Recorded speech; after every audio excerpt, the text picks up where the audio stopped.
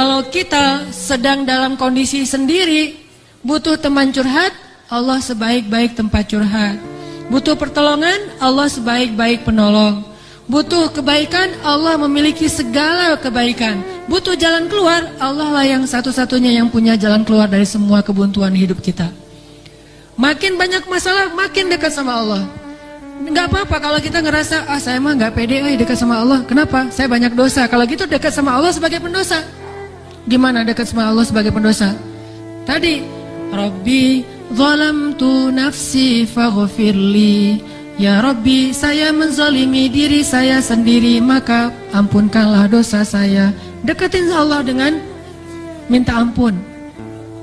Nggak pede datang ke Allah. Kenapa? Soalnya takut ngecewain Allah. Kan kita udah minta, nanti Allah ngasih. Udah gitu, namanya manusia kadang-kadang kalau udah selesai dari masalah, balik lagi dia. Jauh lagi dari Allah, lalai lagi, dosa lagi, kan suka gitu. Karena kita masih kayak ragu sama kemampuan kita. Saya bisa nggak ya istiqomah? Saya bisa nggak ya taubatan nasuha? Daripada nanti saya udah minta sama Allah, Allah tahu banget kalau saya itu masih labil, kan nggak enak. Udah nggak apa-apa. Kita berbuat dosa, datang lagi sama Allah. Dosa lagi, datang lagi sama Allah. Kapan sih Allah pernah putus asa mengampuni dosa hambanya? Yang ada itu adalah hambanya putus asa minta ampun kepada Allah. Allah mah gak pernah putus asa. Gak ada kalimat satupun di Al-Quran dan hadis Allah bilang gini, saya gak akan ngampunin dosa kamu lagi. Kenapa? Udah 3 kali saya ampunin, kamu ulangi. Gak pernah Allah ngomong kayak gitu. Baik di Al-Quran gak pernah, di hadis gak ada. Baik hadis Nabi gak ada, hadis Qudsi juga gak ada. Gak ada cerita Allah itu ketika kita datang pertama, ya diampunin. Datang kedua, udah deh. Datang ketiga, ini terakhir ya. Allah gak pernah ngomong gitu kan. Pas yang keempat, tidak ada maaf bagimu. Nggak ada Allah ngomong kayak gitu. Selalu, wahai hambaku, qul ya ibadiyalladzina asrafu ala anfusihim. Katakan kepada hambaku yang sudah banyak dosa dan menzalimi diri sendiri. Qul ya ibadiyalladzina asrafu ala anfusihim. Allah tuh baik banget loh sama kita. Allah tahu kita banyak dosa, tapi Allah masih manggil kita tuh ibadi, hambaku gitu coba. Itu panggilan lembut loh dari Allah. Allah kalau kasar panggil nama, ya Hanan, itu kasar tuh. Tapi ya ayah abdi itu lembut. Sama kayak Aisyah kalau marah sama Rasulullah manggilnya Muhammad. Aisyah, ini kata Aisyah sendiri, Aisyah radhiyallahu anha. Jadi kalau Aisyah manggil Rasulullah, ya Rasulullah, itu lagi enak tuh perasaannya, lagi moodnya lagi enak. Tapi kalau ya Muhammad, itu lagi marah. Tapi Rasul dipanggil Muhammad biasa-biasa aja ya. Kita mah kalau dipanggil nama, istri celaka nih, durhaka segala macam, keluar dalil. Nabi aja yang punya dalil nggak pernah ngeluarin, kita yang nggak punya dalil suka ngeluarin, kan aneh tuh. Hadis itu ucapan siapa? Ucapan Nabi kan? Ucapan saya apa ucapan Nabi? Lalu kenapa saya lebih sering mengeluarkan hadis itu daripada Nabi? Kan aneh tuh. Nabi aja yang ucapan beliau sendiri, hadis beliau sendiri, nggak pernah ngeluarin hadis-hadis tentang istri harus kayak gini untuk ngedidik istrinya supaya istrinya tunduk. Nggak. Nabi mah ngeluarkan hadis itu kepada kaum muslimah dalam suasana yang nyaman. Tapi kalau lagi marah nggak mau pakai hadis, nggak mau pakai ayat. Kita kalau lagi marah, ayat hadis keluar semua tuh. Jadi taklim kita itu bahan untuk marah gitu. Kalau lagi marah terus aku keluarin nih ayat-ayat yang kemarin saya dengar di ta'lim. Allah tuh baik banget sama kita. Udah banyak dosa masih manggil abdi, ibadi. Kalau yang banyak mah, qul ya ibadiyalladzina asrafu ala anfusihim.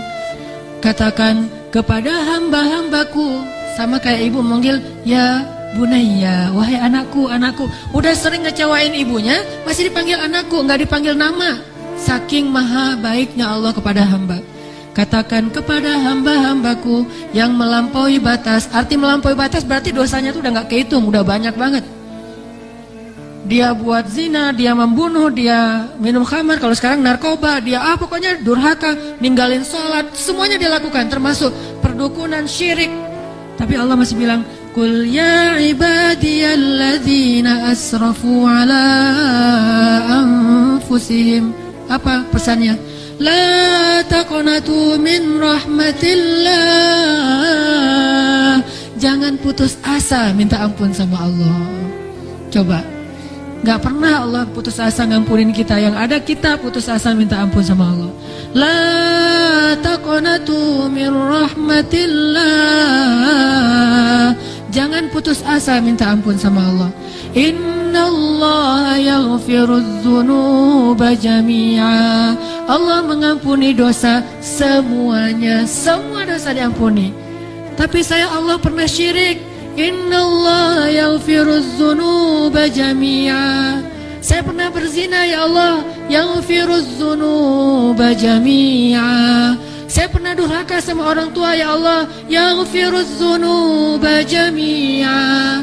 Saya pernah minum khamar, saya pengedar narkoba ya Allah. Yaghfirudz dzunuba jami'a. Saya pernah mencuri hak orang lain ya Allah. Yaghfirudz dzunuba jami'a.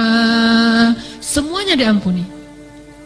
Memangnya ada tempat lagi bagi kita untuk lari dan berserah diri kecuali kepada Allah? Kalau kita punya masalah, adakah tempat yang lebih baik bagi kita untuk datang curhat dan mengungkapkan semua masalah kita daripada Allah? Makanya Musa tahu hal itu. Dia labil memang, dia anak muda dan itu wajar. Tapi dia tahu dan yakin satu kebaikan. Bahwa selabil apapun, sebanyak apapun kesalahannya, dia selalu datang dan mengatakan, Rabbi. Lalu mengakui kesalahannya, zalamtu nafsi ya Rabbi. Salah lagi, bilang lagi, Rabbi zalamtu nafsi, ini gimana nih ya Allah, saya salah melulu. Salah lagi ya Allah, salah lagi deh. Salah lagi ya Allah, salah terus. Salah lagi ya Allah, tolong dong, saya pengen berubah. Terus aja gitu. Jangan datang kepada manusia. Makin sering kita datang kepada manusia, kita makin rendah. Makin sering kita datang kepada Allah, kita makin tinggi. Datang lagi, datang lagi. Gimana cara datangnya? Gak susah datang sama Allah tuh, gak perlu dicari. Gak ada cerita Allah lagi lowbat, gak ada. Kalau manusia kita japri, kita telepon lagi lowbat, dia nggak akan. Atau lagi enak-enak telepon, tiba-tiba mati teleponnya. Gara-gara kita teleponnya pakai WhatsApp call. Jadi kalau ada masuk telepon yang keputus gitu kan ya, cari yang gratis. Kalau ke Allah mah gratis dan nggak akan keputus. Call Allah mah gratis, tinggal gini doang nih. Jadi teleponnya di telapak tangan kita ini adalah gadgetnya. Gini nih. Tekan nomornya gimana? Tekan nomornya tuh tinggal ngomong, nggak perlu ditekan-tekan. Ngomong aja, Rabbi, udah langsung terhubung tuh, kan cepat banget. Kayak ada telepon gitu ya, nama istri saya Sarah, sekarang dia ada di atas. Saya kayak misalnya saya mau nelpon istri saya, terus saya nyalain handphone, Sarah, halo, dia manggil saya Albi, Albi itu artinya kekasihku. Albi gitu kan, ada nggak telepon kayak gitu, bisa nggak? Ada ya, cuma jarang, saya juga nggak bisa nih, nggak tahu cara nyetelnya. Jadi kalau mau nelpon istri kita, istriku, langsung calling gitu, dan dia langsung ngangkat, nggak lama-lama, kita nunggu lama kok nggak diangkat-angkat, alasannya lagi, kenapa sih nggak diangkat-angkat? Maaf tadi lagi di kamar mandi, misalkan suka gitu tuh. Allah mah nggak ada cerita gituan. Miss call 10, yang ke-11 baru diangkat, nggak ada tuh. Allah mah nggak ada miss call, nggak ada disconnect, nggak ada sinyal jelek, nggak ada habis pulsa, nggak ada kepotong sama call yang lebih berbayar mahal. Gak ada yang kayak gitu-gituan. Kalau Allah mah tinggal bilang, Rabbi, ya abdi, labbaik ya abdi, aku terima apa yang kamu butuhkan ya abdi, sebutin gitu. Allah tuh gitu, cuma kitanya gak mendengar dengan lisan, dengan telinga. Kita harus mendengar itu dengan hati kita. Kalau kita yakin, ana inda dhanni abdi bi, aku tergantung yakinnya hambaku, prasangka hambaku, gimana perasaan hambaku. Kalau kalian yakin aku mendengar dan mengijabah, aku pasti mendengar dan mengijabah. Kan gampang, Allah mah tergantung kita ya. Jadi jangan salahin Allah, Allah aja bilang tergantung kita. Kalau kita ngerasa doa kita nggak diijabah, jangan salahin Allah, kok Allah nggak ngijabah. Salahin diri kita, kenapa kita nggak yakin Allah mengijabah. Yakin kok, kalau yakin ngapain dipertanyain. Kalau kita yakin jangan dipertanyakan.